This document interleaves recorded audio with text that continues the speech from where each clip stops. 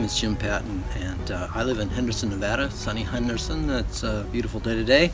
I'm in the process of building out my van, and like you, I've benefited from all of the YouTube videos that have been on the internet. They've been a great source of ideas for me.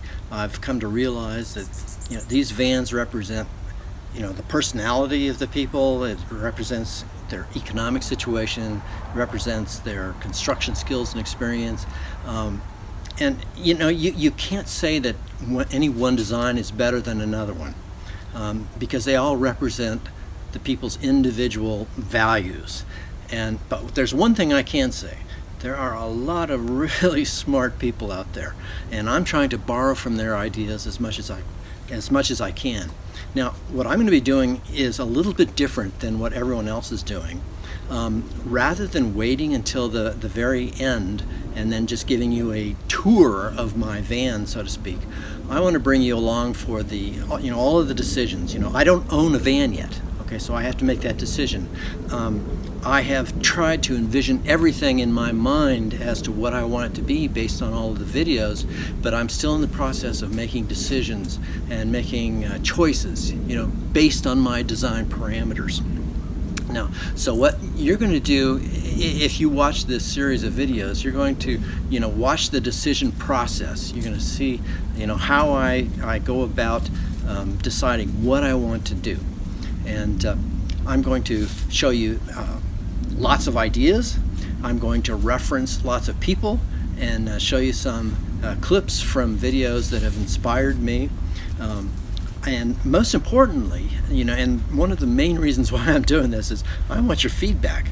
I'm more interested in getting comments from people about my ideas than I am getting a lot of clicks.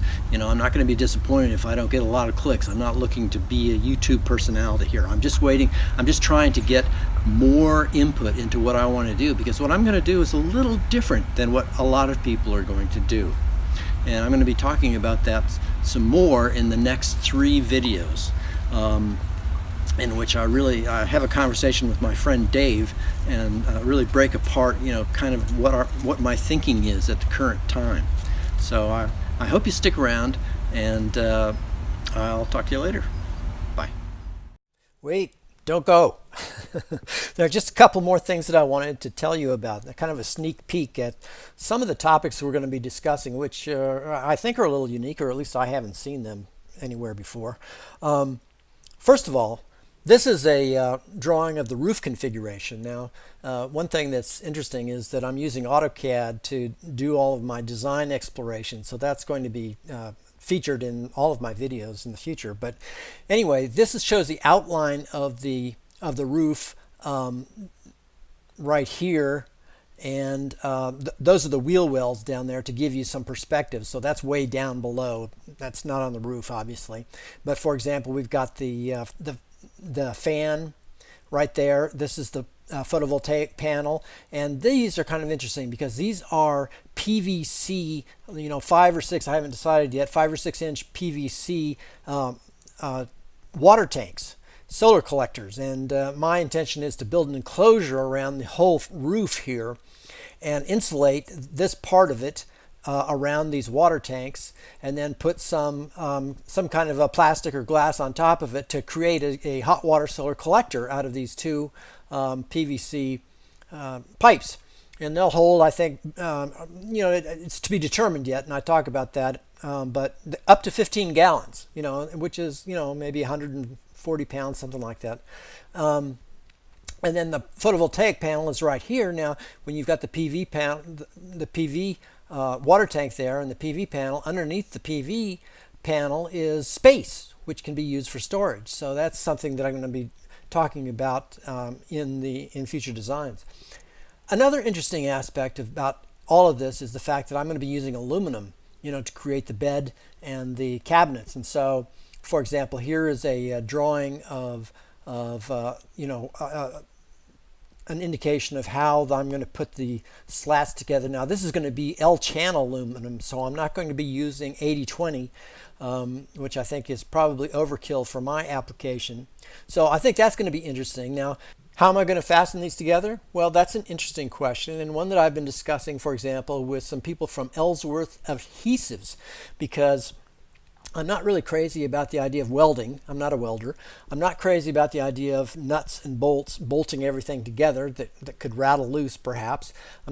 I'm thought about riveting, but I'm not so sure about that. But then I thought, what about gluing these? And in talking with the people from Ellsworth Adhesives, I recorded an interview with them, which is really interesting and something that I'm going to be exploring.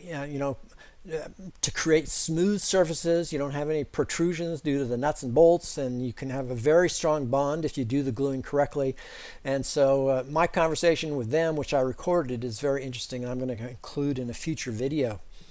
Another thing that is interesting or a little bit different about this application is the fact that for insulation, I'm going to put on 6 or 7 coats of this energy product, Energy Protect. It's a ceramic paint that you spray the inside of the cargo space with from Synovax, and it creates a thermal barrier, which is, it's not the same as regular insulation, not the same R value, but you can get like a 20-degree difference from the outside to the inside of this thermal barrier using just this paint. So this is a way to get into those little crevices that are really difficult, using any other kind of insulation in a van application. So this is something we're going to be exploring, and I'm going to be talking with these people some more about how to use their product. So anyway, those are just a couple of the things that I'm going to be talking about in the future that I hope you'll stick around to listen to.